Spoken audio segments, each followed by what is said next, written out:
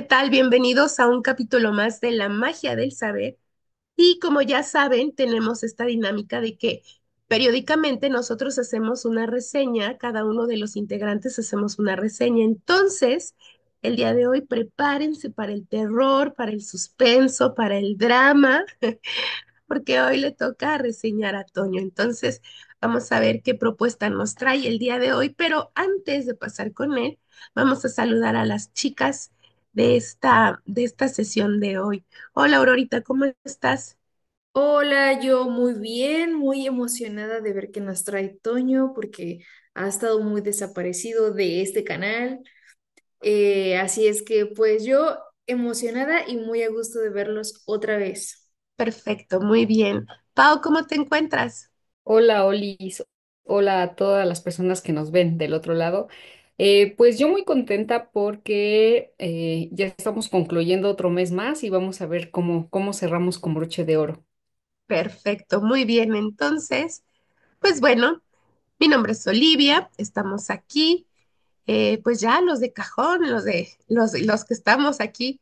Entonces, pues le damos los micrófonos a Toño para ver qué nos trae esta semana. Vale, muchas gracias, Solís. Pues, ¿cómo andan? Bienvenidos. Y pues sí, ya saben que conmigo cada que me toca reseñas es el de las historias mafufas, la fantasía, el terror, el suspenso, ¿no? O sea, todo lo que tiene que ver con fugarse de esta realidad mundana. Este, y sí, me encanta. O sea, yo uso la lectura para dos cosas, ¿no? Para aprender y pues para precisamente eso, ¿no? Para un ejercicio de fortaleza a la imaginación. Entonces, a mí sí, mientras más mafufas y marihuanas las historias, o mientras más fantásticas, mejor. Ya tiene un rato que terminé este libro, pero llevaba tanto tiempo sin reseñar que ya hasta se me olvidaron algunas cosas, pero todavía me acuerdo mucho, no de la historia en sí, de la historia me acuerdo perfecto, pero de muchas cosas en torno a la autora. Les quiero contar un poco de cómo llegó este libro a mi vida. Estoy trabajando en un nuevo lugar con gringos. Y entonces uno de los maestros que trabaja en uno de los salones donde yo soy como el asistente, por así decirlo, eh, vio mi tatuaje, ¿no? Mi tatuaje, este fue el segundo tatuaje que me hice. No se ve mucho aquí en la cámara y aparte como que está medio escondido en la parte interna del brazo, pero son como espera, espera, ahí está. Son los cuatro elementos de una serie animada que se llama Avatar, el último maestro aire, ¿no? Que seguramente todos lo conocen. Y si no la han visto, háganse un favor y véanla ahorita mismo. Yo soy fan, o sea, al grado de que me lo tatué, los elementos. Y precisamente te habla de un mundo fantástico donde hay ciertas personas que nacen con el control de un elemento. La serie es animada, es, es que dicen que es para niños, pero realmente es para todas las edades, o sea, tiene como distintos niveles de profundidad. Pero bueno, este no es un comercial de Avatar. No, pero el punto es que este maestro con el que yo trabajo vio mi tatuaje, ¿no? Y me dijo, ¿te gusta Avatar? Y yo le dije, sí, soy fan, o sea, no por nada me lo tatué, ¿verdad? Y me dijo, ¿has leído La espada de Kaigen? Y yo le dije, no, ¿qué es eso?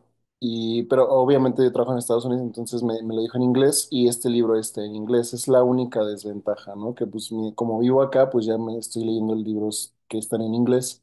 Entonces se llama The Sword of Kaigen, ¿no? La espada de Kaigen. Pero yo nunca en mi vida había escuchado sobre esta obra. Entonces le pregunté así de, pues no, ¿de qué es o qué? ¿No? Y me dijo, es que es como Avatar, pero para adultos. Con esa frase, güey, ya, yo dije, ya me enganchaste, güey, ya. No me tienes que decir más, ya, ¿no? Y lo chido de esto es que está en PDF gratuito, ¿no? Creo que la misma autora lo subió gratuito. Entonces lo pueden descargar, si leen en inglés, lo pueden descargar. No sé si haya traducciones, pero si son traducciones seguramente pues son hechas por fans, ¿no? Porque pues así como creo que ni siquiera tiene trato con editorial, creo que fue autopublicado o algo así. Les digo, todos estos datos los supe cuando terminé de leerlo, pero ahorita ya se me olvidaron. Si quieren después les subo como shorts en los que pueda darles como estos datos adicionales. Pero bueno, el punto es que pues me descargué el PDF y en ese mismo día creo lo empecé a leer. Y efectivamente es como Avatar, pero para adultos. El pedo, bueno, vamos por partes. A ver, ¿de qué trata? creo que ya con la descripción que dio el maestro, como de es como Avatar, pero para adultos ya se pueden dar una idea de en torno a qué gira la trama, ¿no? Es un mundo fantástico muy similar al de Avatar, ¿no? Donde hay ciertas personas que tienen un don para controlar un elemento de la naturaleza. Y aparte, o sea, y lo chido de Avatar y de esta obra que se llama La Espada de Kaigen, es que tú lo puedes, o sea, sí lo pueden ver niños y es como de, ok, mira cómo lanzan ráfagas y cómo entre ellos pelean, ¿no? Porque luego pelean los maestros tierra contra los maestros fuego y así, entonces hay mucha acción. Pero cuando ves el trasfondo y cuando lo ves en un nivel más profundo, tiene como muchas enseñanzas, filosofía de vida, ¿no? Y tiene incluso todo un sistema político, económico, que está adaptado precisamente a los elementos. Así es Avatar y así es también la espada de Kaigen. Solamente que son cosas, son mundos muy diferentes, mientras en Avatar como es como hay cuatro naciones, acá en la espada de Kaigen es como una división política mucho más elaborada, ¿no? Hay diferentes continentes y efectivamente cada continente pues tiene como personas que controlan cierto elemento. Entonces, está muy bueno porque todo el trasfondo político que tiene es como la China, pero como una especie de sistema feudal muy antiguo, donde está el típico emperador, ¿no? Todopoderoso que nunca hace aparición, sino que siempre está ahí como figura máxima a la que nunca se puede cuestionar. Y entonces este emperador, pues obviamente el imperio que gobierna es el más poderoso de todo ese mundo, que está en un continente. Y te cuentan que muchos de los logros que tuvo y la forma en que se volvió una de las potencias y del imperio dominante de todo ese mundo fue gracias a cierto tipo de guerreros que son criados y son entrenados en una aldea de una de las ciudades de ese imperio. Y eso es, digamos que son como los maestros agua de Avatar, ¿no? Entonces, digamos que la mayoría de la historia transcurre en una de esas aldeas que son maestros agua, pero digamos que hay como diferentes tipos acá sí está como más dividido, hay diferentes tipos de agua control, por así decirlo, ¿no? Que de hecho no se llama así, ¿no? De hecho, cuando tú descargas la espada de Kaigen, te tienes que meter a internet y ponerle idioma, ¿no? O terminología de la espada de Kaigen. Y hay como un glosario como con 300 palabras que son específicas de ese mundo, ¿no? Entonces, por ejemplo, en lugar de maestro de aire control se le llama foniacalu, ¿no? Y el arte de controlar el viento o el aire se le llama fonia. Entonces tú estás leyendo y no sabes ni qué puta madre y de repente dice, y había leyendas de los viejos foniacalus que podían hacer fonia, y tú así, ¿qué chingados es eso? ¿No? Y están los Jijakalu, que son los maestros agua control, y la habilidad de controlar el agua es el Jija, ¿no? Y aparte de eso tienen como un ki, como así como en Naruto, que es lo que les permite hacer todo ese tipo de control de los elementos y todo, pero cada una de esas cosas tiene su propia terminología, entonces ahí me tienes leyendo y así como de puta, ¿qué es esto? Y aparte tienen como todo su sistema religioso y creen en diferentes dioses, y esos dioses también tienen nombres como bien raros, entonces de repente estás leyendo y dices, ¿qué pedo? O sea, no, entonces sí llegó un punto en el que dije, a ver, no estoy entendiendo nada, necesito como algo. Entonces, cuando encontré ese glosario, pues obviamente se iluminó muchísimo mi comprensión de la historia. Así empieza la historia, ¿no? Te dan como todo el contexto y la historia transcurre en esa aldea, en la aldea legendaria que cría a los guerreros, que se les llama la espada de Kaigen, ¿no? O sea, son los guerreros más feroces y más poderosos de todos, y así fueron capaces de derrotar a todos los otros controladores de elementos, ¿no? Entonces, por eso es el imperio más grande, porque esos guerreros prácticamente ganaron la guerra de todos los demás continentes. Entonces, son los mejores guerreros habidos y por haber. Entonces, te habla como de una historia de que hubo una gran guerra donde obviamente ganó ese imperio, que no me acuerdo, creo que es... no, no me acuerdo, no lo quiero cagar. Pero el punto es que esa aldea es muy chiquita y antes había muchos guerreros así, que eran Jijakalu, pero conforme ha ido pasando el tiempo, pues como que no han prosperado económicamente, se la ven como muy negras y entonces la población se ha ido disminuyendo. Entonces, hay muy pocos guerreros considerados como la espada de Kaigen. Ya no son lo que eran en su momento de grandeza. hay dos personajes en esta historia, Mamoru y es el hijo y está Misaki, que es la mamá. Entonces, digamos que la historia va transcurriendo como un capítulo y uno, o sea, hay una parte donde empieza Mamoru y después sigue la historia de Misaki. Y a través de los ojos de estos dos personajes se va desarrollando toda la historia de la aldea. Pero el punto es que obviamente ya saben, ¿no? Se hace el corte en un momento interesante de esa historia, de ese mundo en particular.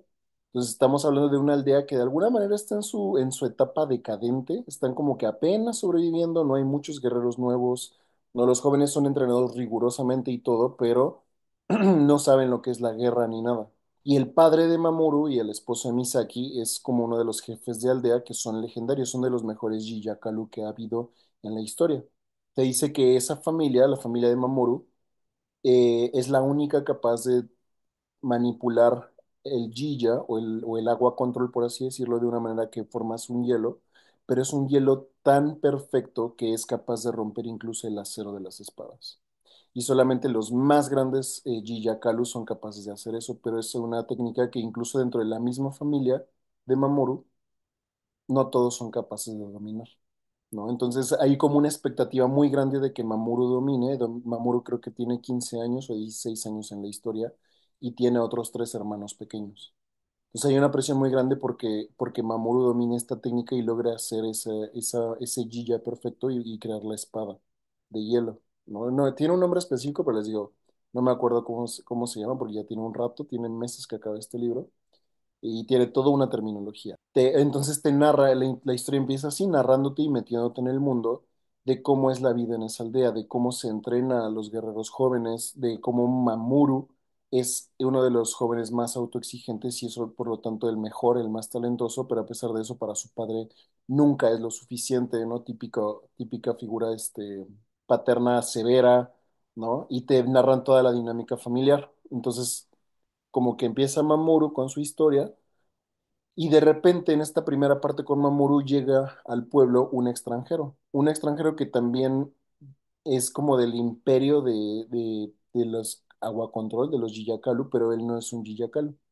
Entonces, mientras todos en esa aldea han vivido como muy cerrados al mundo exterior, este extranjero viene de una de las grandes ciudades y sabe cómo son las cosas allá afuera.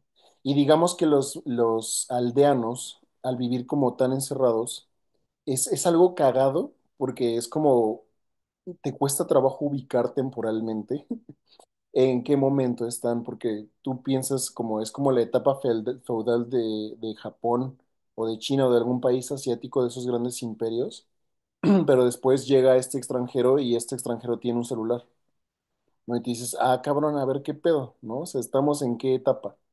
Entonces, este extranjero pues tiene una panorámica mucho más amplia y entonces empieza a hacer amistad con Mamoru y le empieza a decir muchas cosas que hacen que Mamoru se empiece a cuestionar muchas de las cosas que el imperio les había hecho creer. Y entonces Mamoru empieza a cuestionarse su identidad misma, para qué hace lo que hace, etcétera. Entonces ahí es donde empieza la historia de Mamoru, como con esta crisis existencial, decir, a ver, siempre me han dicho que yo tengo que servir al imperio y que soy la espada de Kaigen, que soy el mejor guerrero, uno de los mejores guerreros y que cualquier cosa nosotros vamos a salvar al imperio. Somos la defensa más acérrima del imperio, ¿no? Y nos han dicho que el imperio es perfecto y que siempre andan procurando el bien, pero de repente llega este güey y me dice que somos los malos del cuento. Entonces empieza como un choque bien cabrón en la cabeza de Mamoru.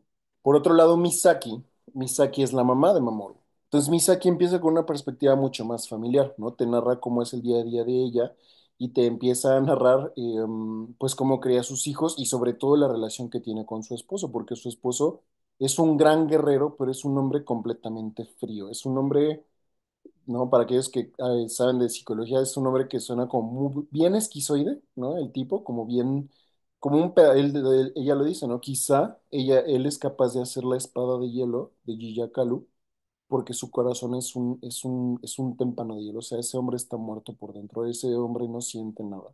Entonces te narra cómo Misaki fue en sus tiempos de juventud una asesina muy buena, pero renunció a todo eso por ser una madre de familia y como que son familias de realeza, entonces ella renunció a eso para ser la madre, pero te narran cómo Misaki es muy infeliz criando a su familia. Entonces te narran también cómo Misaki empieza a percibir el cambio de su hijo, el cambio de Mamoru, cuando Mamoru empieza a atravesar por toda esta crisis existencial y empieza incluso a confrontar a su padre, pero confrontar al padre no es cualquier cosa, porque el padre es una persona muy dura, o sea, les digo, típico padre, como saben, como figura de padre así, macho, dominante, no agresivo físicamente, sino agresivo, ya saben, como que ese tipo de violencia psicológica, el látigo de la indiferencia y todo eso. Entonces te empiezan a narrar como todas las tensiones familiares. Y aparte, o sea, esto es como en la perspectiva individual de los protagonistas, pero aparte a nivel macro, de vez en cuando en la narrativa te dejan caer como ciertas pistas de que algo se avecina, te dejan caer como ciertas cosas de que el imperio engaña a sus ciudadanos y de que el imperio está en decadencia y de que incluso hay algunas conspiraciones de otras naciones o de otros continentes para atacar definitivamente al imperio. ¿No? Entonces todo esto está sucediendo, es como cuando ves la tormenta en el horizonte, ¿no? Entonces empieza toda una crisis en la familia y empieza a avecinarse la tormenta del horizonte de todo lo que va a pasar a nivel macro. Entonces ahí es donde empieza la historia. Les digo, todavía la tengo muy fresca porque está muy buena, o sea, les podría contar todo, pero no me gusta spoiler, pero creo que eso como para darle la introducción a la historia está muy buena. Y todo esto con el trasfondo de te da a entender que tarde o temprano va a haber un enfrentamiento entre las diferentes fuerzas de los elementos, ¿no? Y cuando llega, puta madre, es algo increíble. Pero bueno, el punto es ¿no? Ahí es donde empieza la historia. Tenemos a dos protagonistas, madre e hijo. Y pues ya no les voy a spoiler nada más de la historia, pero ¿qué fue lo que me gustó, ¿no? Y bueno, ya, y aquí como que ya no damos calificaciones, pero ya saben, mi mente es bien estructurada, ¿no? Del 0 al 10 yo creo este libro le pondría como un 8. ¿No? Está muy bueno, está muy bien escrito, tiene mucha lógica, o sea, su historia está bien contada y la manera en que te va narrando cosas es increíble, ¿no? Y esto que me dijo el maestro, ¿no? De es como Avatar para adultos, sí, o sea, creo que no pudo haber una descripción más adecuada. Porque es una historia muy triste. O sea, todo lo que sucede, todo lo que pasa a muchos de los personajes de esa historia te quedas como de, ah, no mames, ¿por qué pasó eso, no? O sea, te narran todo lo que tienen que hacer, etcétera, y es como algo muy, y aparte los personajes, porque yo creo que eso es una de las cosas claves que a mí me enganchan con la historia, que los personajes estén bien escritos y bien narrados, que los personajes sean realistas. Entonces, aquí puedes ver tanto al hijo como a la madre que no son perfectos, cometen un chingo de errores, ¿no? Los narran como, o sea, no está él como el bueno y el malo, o sea, es como llega un momento en que los odias y después los amas, pero sí tienen una coherencia los personajes. Entonces yo me enganché con los dos personajes, tanto con Mamoru como con Misaki, ¿no? Y todo lo que van pasando, porque ¿no? De hecho el subtítulo es así, ¿no? Es como La espada de Kaigen, una historia de guerra teonita. Entonces sabes de entrada que va a haber una guerra. Es una forma como muy creativa de describir los horrores de la guerra y de esto hay como mucha literatura, ¿no? Todos sabemos lo que ha pasado en guerras reales, ¿no? Pero contarlo a través de una historia y donde los elementos tienen como ese papel central es como muy padre, es un ejercicio creativo como muy bonito. Entonces, está bien escrito, buenos personajes, la historia tiene congruencia, entonces la neta sí la recomiendo. ¿Por qué no le doy más y solamente le doy un 8? Porque a pesar de que pasaron un chingo de cosas, a pesar de que, ¿cómo decirlo? La historia fue como muy buena, se supone que esto iba a ser una precuela de toda una serie, una saga completa, que la verdad no tiene un rato que me metí a investigarlo y hasta donde yo me metí todavía no salía lo demás y muchos de sus fans creen que no va a salir. O sea, que nada más escribió esto como una precuela y ya. Entonces, como que es como de esas historias que sí son autoconclusivas, pero al mismo tiempo no, y te dejan queriendo más. No dices, es que quiero que suceda, o sea, dime qué pasó después, ¿no? O dime qué pasó con esto, y no. O sea, la historia sí se cerró, sí tuvo un final, pero es como el fin del principio, güey. O sea, es como de, ok, sí, pero ¿qué más? Y es frustrante descubrir que ya no hay más. ¿No? ¿Quién sabe? A lo mejor sí, a lo mejor no lo sé. Seguramente habrá gente acá que tenga gustos similares a los míos, ¿no?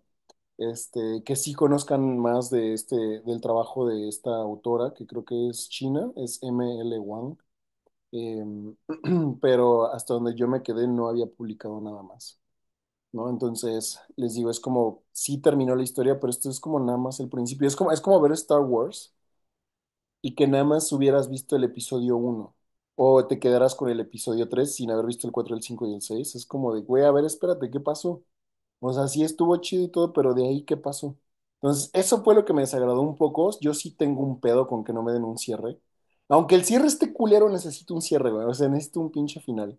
No necesito que la historia la terminen. Y esto sí la terminaron, pero la terminaron como en un contexto local. A nivel macro quedó abierto, ¿no? O sea, te está diciendo como que es una tormenta y te describen toda esa tormenta, la guerra inicial, pero eso pasa en una aldea, güey. O sea, yo quiero saber qué pasó con el resto del mundo y ya no hay nada de eso. Entonces, eso para mí es un poco frustrante, es lo mismo que siento, por ejemplo, con la saga de Martin, de Canción de Hielo y Fuego, lo que se conoce popularmente como Juego de Tronos. Llevamos 12 putos años esperando el sexto libro y este cabrón no la termina y ya puso en sus redes sociales que probablemente nunca la termine, ¿no? Y casi me da un pinche derrame biliar, una embolia o no sé. Entonces con esta historia me quedé así como de, güey, estuvo bien chingona, pero te faltaba escribir un chingo, o sea, como que abriste una puerta y abriste un chingo de cosas, ¿no? Así como que abriste mi corazón y después me hiciste ghosting y te largaste a la chingada, así, ¿no? Entonces, por eso le doy un 8, pero fuera de eso, la verdad sí lo recomiendo. Y bueno, creo que para los que nos ven regularmente ya saben, ¿no? O sea, seguramente hay personas que se identifican más con el tipo de reseñas que hace Olis o que hace Aurora o que hace Pau, ¿no? Como que hay personas que se identifican mucho conmigo que también les gusta como viajes así fantásticos. Entonces, si son personas a las que les gusta lo fantástico, denle una oportunidad a la espada de Kaigen. Les digo, yo creo que sí se van a quedar con esta idea de querer más, pero la historia es buena. O sea, no por eso quiere decir que dices, ah, no, la chingada, entonces no lo voy a leer. Dale una oportunidad, ¿no? Y es como muy chido porque es de esas historias, o sea, ya hablando de la autora, es de esas historias que se autopublicó, creo. No me acuerdo, no estoy seguro, pero porque en su momento iba a reseñar esto hace como 2 meses y ya después no vine. Pero creo que se autopublicó y la obra es tan buena que se ha hecho popular desde la autopublicación con sus puras redes sociales. Y ya es todo un fenómeno como underground, ¿no? O sea, como que tiene ¿cómo se dice? A su nicho muy específico, pero ese nicho son como fans de esos fanáticos a morir, ¿no? Entonces está muy chido si son como del tipo de historias fantásticas como El Señor de los Anillos o cosas o mundos como muy amplios que tienen su propio universo literario, denle una oportunidad a la Espada de Kaigen. Y lo más probable es que vengan más libros en camino, no sabemos cuándo, pero o sea, es como si ya empezaste un desmadre, güey, termínalo, ¿no? Sigue ampliando este universo. Entonces, hasta ahí mi reseña. Yo tengo una pregunta, porque ahora que, o sea, lo que estabas diciendo de la autora, o sea, sobre todo de la autora, es que, o sea, y primero estaba yo pensando lo complicado, lo difícil, la imaginación que debes de tener para crear todo un universo. Y luego dices que un universo con sus propias palabras que ella inventó. O sea, tuviste que agarrar prácticamente un diccionario para este libro, o sea, específico con las palabras para este libro para poderle entender. Entonces es como que dije, "Guau, la imaginación de esta persona es otro nivel". Entonces estaba yo pensando, primero dije, ¿qué tal? Y ya no se le ocurrió cómo seguir la historia. Pero dije, no creo, porque o sea, hasta donde podemos ver o lo que entiendo con tu reseña es que su imaginación o su capacidad creativa es mucha, pero estás diciendo que es un libro autopublicado. Entonces estaba yo pensando que si no crees tú que no ha publicado los otros libros, más bien porque esté buscando este editoriales, más bien que esté ahí en un conflicto de quién pueda publicar los siguientes libros y demás, y que más bien sea por eso que no han salido. ¿Tú qué crees? ¿O te parece que la autora más bien se quedó, o sea, ya no pudo seguirle? o más bien es una cuestión aquí de que está buscando editoriales para publicar los siguientes tomos. ¿Tú qué crees? No tengo idea. O sea, ¿No tienes lo idea? que sí te puedo decir es que creatividad a la morra no le falta. O sea, no, no es por falta de creatividad. O sea, de eso ni siquiera la conozco, no, o sea, no, no he investigado su vida a profundidad ni nada, pero lo que sí te puedo asegurar es que creatividad no le falta. Y ya que abrió, o sea, ya que abrió y que empezó esa historia y que empezó a expandir como el universo de una forma tan cabrona en un solo libro, es como abrió un chingo de puertas, ¿no? Ok. Entonces, no, no me suena como tan, ¿cómo decirlo? Tan lógico, que ya sabes que ya me atoré, ya no sé, pero porque tiene un chingo de dónde llevar la historia. No, todavía sería más creíble que dices, sabes que abrí tanto pedo que ya no sé qué hacer. Eso todavía podría ser más creíble. Pero cuando tú ves la forma en que está escrita la historia, o sea, ahorita por ejemplo que estoy ya formándome como escritor, sí se puede ver la diferencia entre escritores que vamos empezando y escritores ya bastante más versados, ¿no? Y esta mujer no es ninguna novata. O sea, no es ninguna novata, se ve que sí tiene experiencia. Entonces, no sabría decir por qué no ha publicado. Igual y lo está haciendo, igual y vienen en camino, o igual y perdió el interés, no lo sé, pero no, no creo que sea por falta de creatividad o por un bloqueo escrito como de ya no sé qué hacer con mi historia porque tiene un chingo de vertientes por las cuales ella se puede ir. Yo diría que me llama mucho la atención este tipo de historias. Creo que esas historias de allá de Oriente son como mucho de irse a las raíces de su cultura, como que se basan mucho en eso para poder entonces inspirarse y crear este tipo de historias, ¿no? Entonces, por ejemplo, nombraste la autoexigencia del protagonista de Mamoru y creo que por ahí va esta parte de sí rescatar esta inspiración de la cultura de la cual está bueno, de la cual es la autora, ¿no?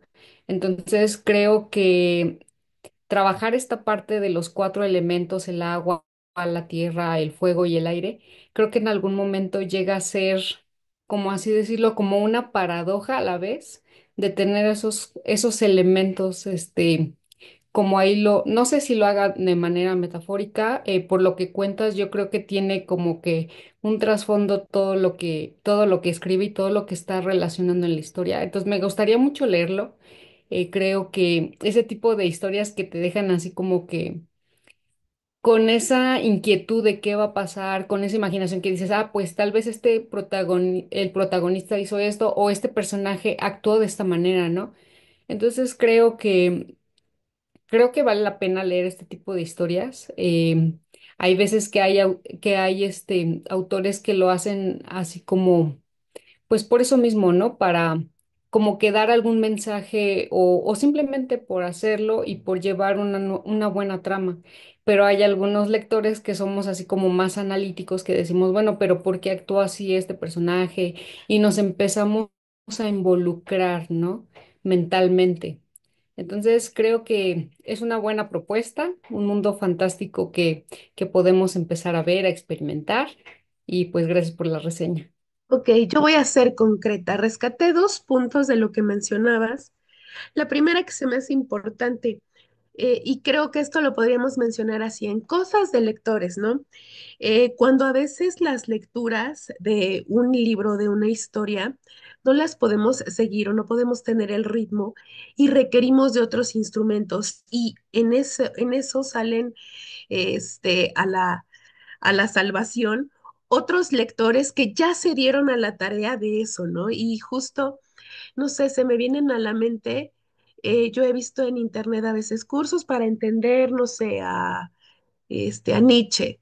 O, por ejemplo, la que fue Premio Nobel de Literatura del año pasado, Han Kang. O sea, a mí me ha tocado ver cómo leer sus libros resulta un tanto complejo, como decía Paola, pues de entrada por la cultura, porque somos distintas latitudes, distintas creencias, distintos modos y distintas percepciones y cómo una comunidad lectora puede generar instrumentos para que cuando estamos leyendo una historia, y en este caso a lo mejor una saga todo un mundo literario, pues tengamos esas herramientas para poder entender o para poder construir una historia. Y esto yo lo rescato mucho y podríamos ponerlo así como en cosa de lectores, ¿no? O sea, estos instrumentos que a veces necesitamos para leer libros, ¿no? O historias. Por ejemplo, creo que Cien años de soledad es uno de esos librazos que también a veces instrucción para poder entender y leer o incluso algunos otros autores. Y la otra que me llamó mucho la atención, que entiendo y que nada más es como comentario, sumado a lo que decía Aurora, todo este fandom que a veces es paciente y a veces no tan paciente para poder esperar las historias. O incluso, o sea, a mí me tocó ver cuando terminó la serie, por ejemplo, de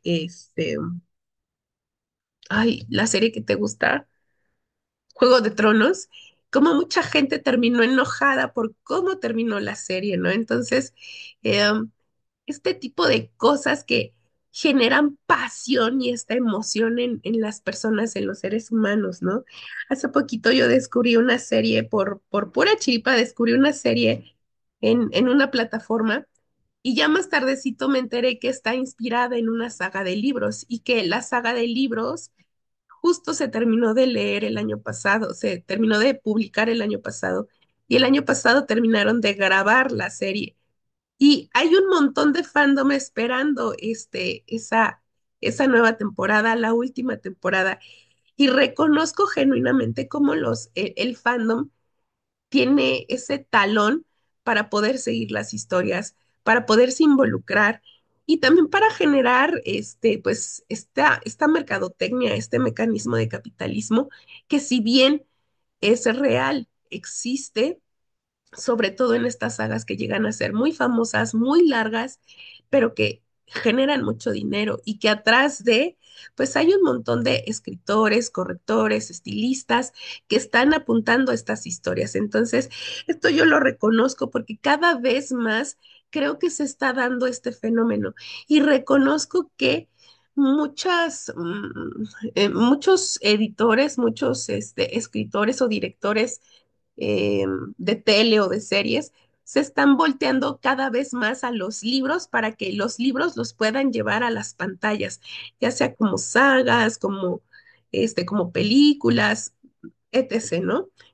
O inspirados en un capítulo y reconozco como los libros, este tipo de libros en específico, esta saga de libros, cada vez más desde mi perspectiva, en mi opinión, se están volviendo cada vez más famosos y cada vez los podemos ver más en películas, en series o en otro tipo de artes visuales.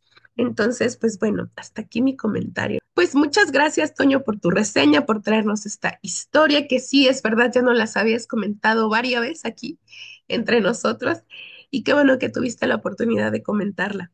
Y pues bueno, si ustedes tienen alguna sugerencia, alguna saga que a ustedes les haya llamado la atención, pues igual interactúen con nosotros aquí en los comentarios y pues esperamos vernos pronto en otro episodio más, en otro capítulo más, un capítulo especial, por cierto. Entonces, pues seguimos en esta bonita y buena racha. Hasta pronto. Adiós.